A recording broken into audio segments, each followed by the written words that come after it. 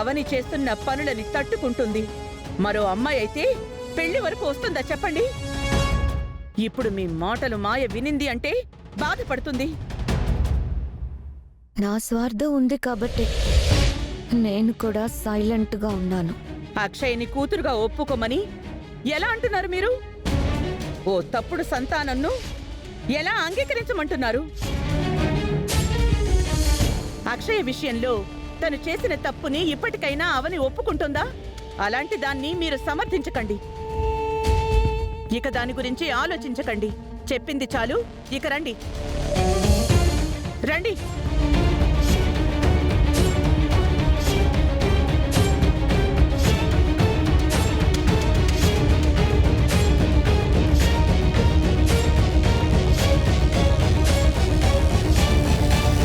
పెద్దావిడ నా తరపున ఉంది కాబట్టి సరిపోయింది. లేదంటే నా ప్లాన్ అంతా వేస్ట్ అయిపోయి ఉండేది. మరో 48 గంటలు నాకు పెద్ద టాస్క్లా ఉంటుంది. అవని సామాన్యమైనది కాదు. నన్ను ఓడించడానికి ఈ పాటికి ఏదో ఒక ప్రయత్నం చేస్తూనే ఉండుంటుంది. గుడికెందుకు తీసుకొచ్చావమ్మా?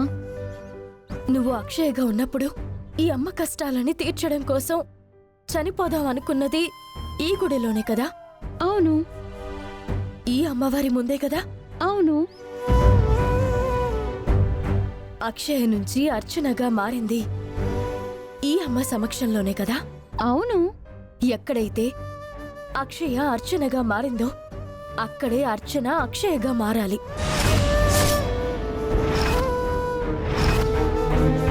అందుకే నిన్ను ఇక్కడికి తీసుకొచ్చాను. ఈ రూపం కూడా ఎంతో అపురూపంగా ఉంది, కాదనడం లేదు. కానీ అక్షయ రూపాన్ని చూడాలనుంది. పొత్తిళ్లలో దూరమై 7 సంవత్సరాల తర్వాత కనిపించింది. 7 నెలలు కూడా నా దగ్గర ఉండకుండానే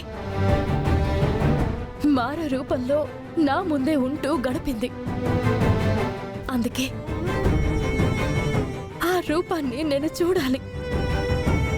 ఇక మీదట నా బిడ్డ ఆ రూపంలోనే ఉండాలి. అందుకే నీ రూపం మారే మార్గం గురించి తెలుసుకుందామని వచ్చాను. అదంతా సులభం కాదమ్మా. గతంలో సందర్భంలో అత్యవసరమైనప్పుడు అక్షయ్గా మారదామని ప్రయత్నించి విఫలమయ్యాను. ఈ రూపం ఎప్పుడు పడితే అప్పుడు మారేది కాదు.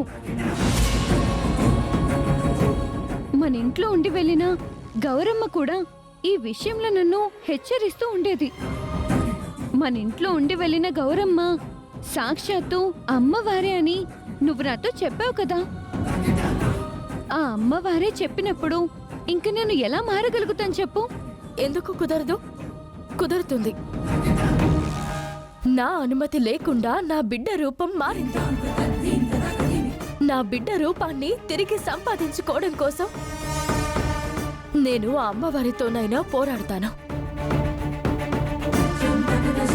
ఈరోజు నా ప్రాణం పనంగా పెట్టైనా సరే నిన్ను అక్షయగా మారేలా ప్రయత్నిస్తాను. ఆ అమ్మవారే ఆ విధంగా అనుగ్రహించేలా చేసుకుంటాను. అమ్మా భవాని, బిడ్డకు జన్మనిచ్చిన తర్వాత కొందరు స్వార్థపరులు నేను నా బిడ్డ మొహం చూడకముందే ఊయలలో నా బిడ్డను దూరం చేసి నీ ముందు వదిలి వెళ్లారు. అప్పటి నుంచి నా బిడ్డకు నువ్వే కాపలాగా ఉన్నావు. అందుకు ఎంతో సంతోషం, కృతజ్ఞురాలని కూడా.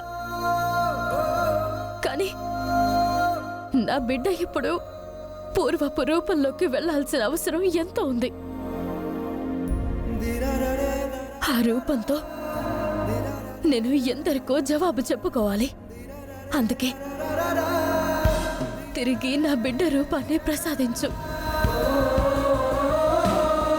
నా బిడ్డ పుట్టుకను అనుమానించిన అందరికీ నేను సరైన సమాధానం చెప్పాలని ఎప్పటినుంచో ఎదురు చూస్తున్నాను. 9 నెలలు నా కడుపున పెరిగిన బిడ్డను గెలిపించు. జన్మనిచ్చిన ఈ అమ్మను గెలిపించు. 10 మందిలో నా గౌరవాన్ని దక్కించు. హేళన చేసిన వారి నోళ్లు మూయించు. ఇవన్నీ జరగాలి అంటే నా అక్షయ రూపాన్ని ప్రసాదించు. నీకు పుణ్యం ఉంటుంది. నేను నా బిడ్డ నీకు పరమ భక్తులమని మమ్మల్ని మెచ్చే కదా మా ఇంటికి వచ్చావు.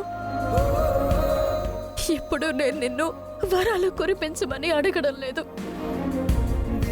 నా బిడ్డకు నేను ఏ రూపం అయితే ఇచ్చానో అదే రూపాన్ని తిరిగి ఇవ్వు అని అడుగుతున్నాను. నా భర్త మరో ఆడదానికి తాళి కట్టబోయే సమయం దగ్గర పడింది. ఆ లోపు నేను ఆభరణాల జాడను కనిపెట్టాలి. అది నా కూతురు అక్షయ సాయంతోనే జరుగుతుంది.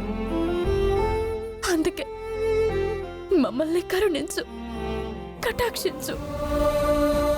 మా జీవితాలని నిలబెట్టుకోవడానికి మేము చేసే ఆఖరి యుద్ధం ఇది.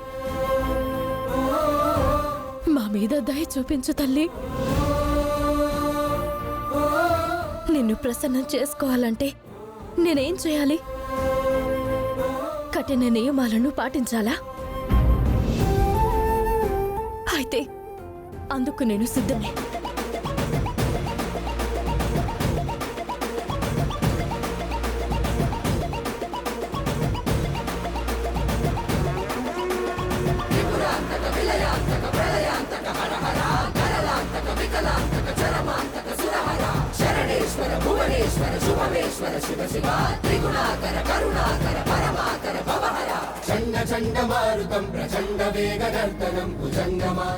ఏంటమ్మా, ఏదైనా మొక్కుందా? నిప్పుల గుండం మీద నుంచి నడుస్తావా? ఓ విషయంలో అమ్మవారు మా మీద చిన్న చూపు చూస్తుంది. భక్తులు కఠినమైన దీక్షలు, పూజలు సమర్పించుకుంటేనే కదా ఆమె సంతృప్తి చెంది కోరికలని నెరవేరుస్తుంది. అందుకే వచ్చాను. నిప్పుల గుండం దాటడం కష్టమమ్మా. ప్రాణాన్నే పణంగా పెట్టడానికి సిద్ధపడిందాన్ని. దీనిని దాటడానికి వెనకాడను. వద్దమ్మా. దయచేసి అడ్డుపడకమ్మా.